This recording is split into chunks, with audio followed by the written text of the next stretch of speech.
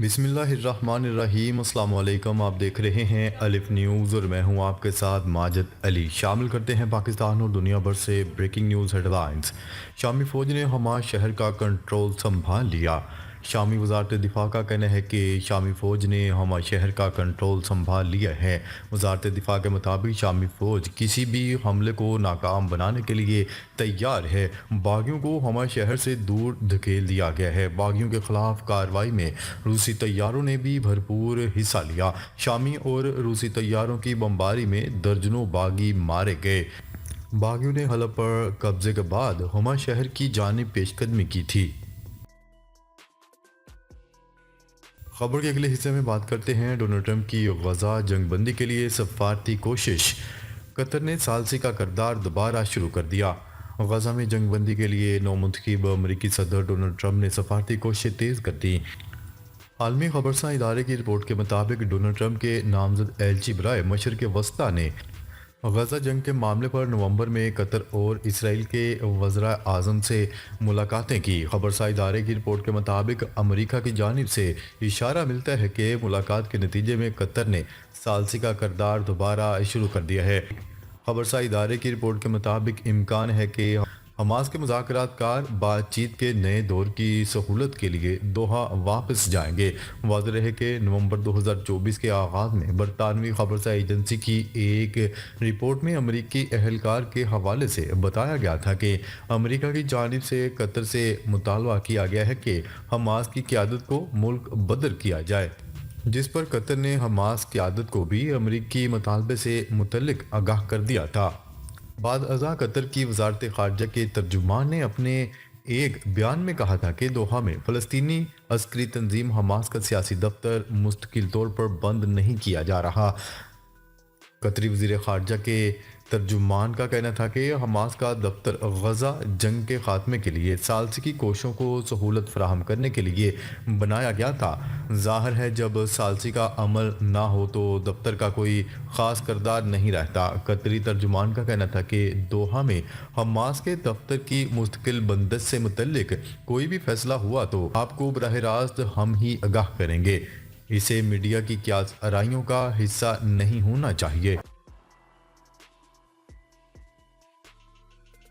खबर के अगले हिस्से में बात करते हैं शुमाली कोरिया और रूस के माबैन दफाई मुआहिदा नाफिजुल अमल हो गया। AFP की रिपोर्ट के मुताबिक शुमाली कोरिया और रूस के दरमियान के मुआहिदा बुध से नाफिजुल अमल हुआ, जब रूस के दारुल हुकूमत में दोनों ममालिक के नायब वज़रा ख़ारजा के दरमियान मुआहदे की तौसीक की दस्तावेज़ात का तबादला हुआ। वाज़ेह रहे रवां साल जून में शुमाली कोरिया के रहनुमा किम जोंग उन और रूसी सदर व्लादिमीर पुतिन ने स्ट्रेटजिक शराकत दारी के मुआहदे पर दस्तखत किए थे। यह मुआहदा दोनों रियासतों पर किसी भी जानिब से हमले की सूरत में बग़ैर ताख़ीर के फ़ौजी इमदाद फराहम करने और मगरबी पाबंदियों की मुश्तरका मुखालफत करने का पाबंद बनाता है। खबर के अगले हिस्से में बात करते हैं जनरल असम्बली फ़लस्तीनी इलाकों पर इसराइली कब्जे के खिलाफ करारदाद मंजूर। अक़वाम मुत्तहिदा की जनरल असम्बली ने फ़लस्तीनी मसले के पुरअमन हल अक़वाम मुत्तहिदा के सेक्रेटेरिएट में फ़लस्तीनियों के हकूक़ से मुतल्लिक शोबे की अफादियत और इसराइल पर गोलान के मसले को बातचीत के ज़रिए हल करने पर ज़ोर देने की करारदाद मंजूर कर ली है। तीनों करारदादें जनरल असम्बली के 10वें हंगामी खसूसी इजलास में अरब ममालिक के ग्रुप के सरबराहों, इस्लामी ताउन की तंजीम के ग्रुप और गैर वाबस्ता ममालिक की तहरीक के राब्ता दफ्तर की जानिब से पेश की गई थी। पहली करारदाद में फ़लस्तीनी मसले के पुरअमन हाल पर जोर देते हुए मशरक़ वस्ता में अक़वाम मुत्तहिदा की करारदादों के मुताबिक बिला ताख़ीर जामिया, मुनसफ़ाना और पायदार अमन कायम करने और फ़लस्तीनी इलाकों पर इसराइली कब्ज़े के ख़ात्मे का मुतालबा किया गया है। इस करारदाद के हक़ में 157 और मुखालफत में 8 वोट आए, जबकि 7 अरकान ममालिक ने रायशुमारी में हिस्सा नहीं लिया।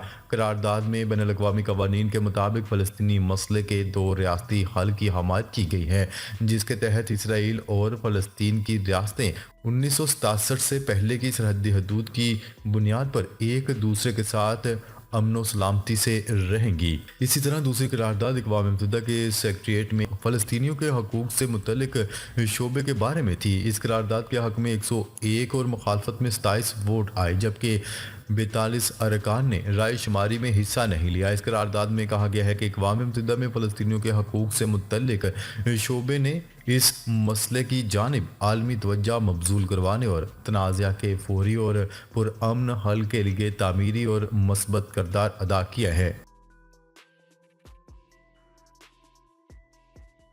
خبر کے اگلے حصے میں بات کرتے ہیں جنوبی کورین صدر کے مواخذے کی تحریک جمع، احتجاج جاری، یون سک یول مستعفی ہوں، گرفتار کیا جائے، مظاہرین کا مطالبہ۔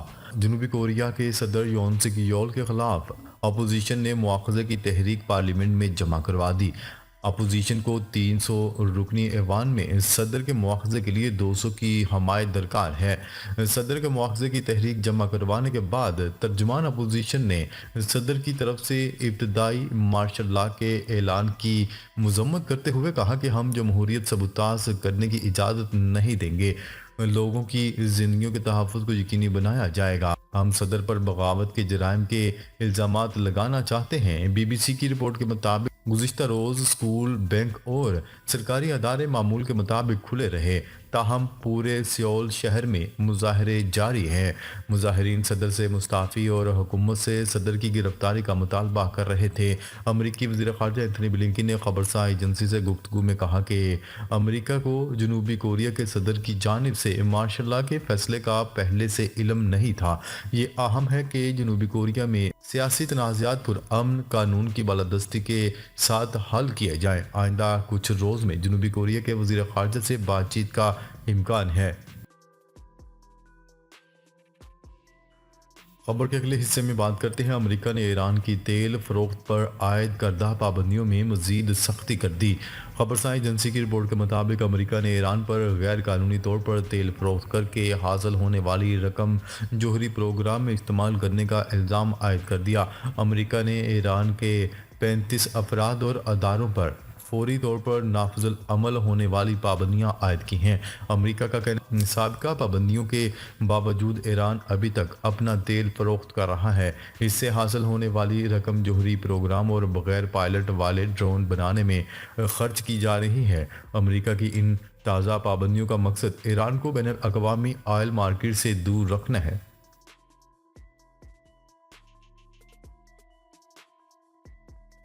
خبر کے اگلے حصے میں بات کرتے ہیں سعودی عرب کا فرانسیسی کمپنی کے ساتھ ڈرون بنانے کا معاہدہ۔ سعودی عرب نے ایک فرانسیسی کمپنی کے ساتھ ڈرون سازی کا معاہدہ کر لیا۔ خبرساز ادارے کی رپورٹ کے مطابق دفاعی ماہر ڈاکٹر محمد الحربی کا کہنا ہے کہ ڈرون انڈسٹری کی لوکلائزیشن، اس کی فروخت اور مینٹیننس 3 سال کے اندر ہوگی، جبکہ سعودی کیڈرز کی تربیت پہلے اور دوسرے سال 30% اور آخری سال 40% کی شرح سے ہوگی۔ انہوں نے بتایا کہ شمسی توانائی سے چلنے والے ڈرون تیار کیے جائیں گے۔ ان ڈرون میں کوئی آواز یا کاربن کا اخراج نہیں ہوگا۔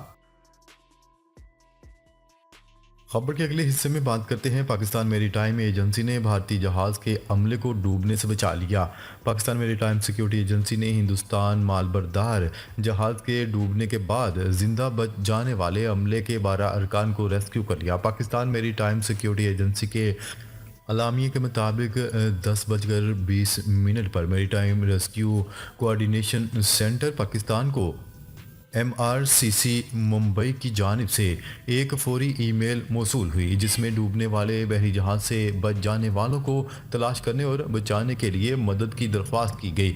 تیز رد عمل اور مؤثر رابطہ کاری کے نتیجے میں ہندوستانی مال بردار جہاز کے تمام ارکان کو بچا لیا گیا۔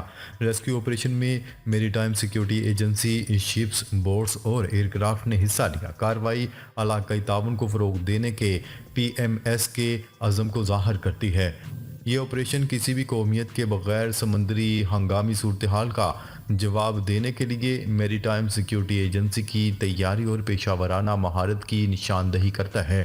ناظرین، اب تک کے لیے اتنا ہی۔ مزید خبریں لے کر بہت جلد آپ کی خدمت میں حاضر ہوں گے۔ تب تک کے لیے اپنا خیال رکھیے گا۔ اللہ نگہبان۔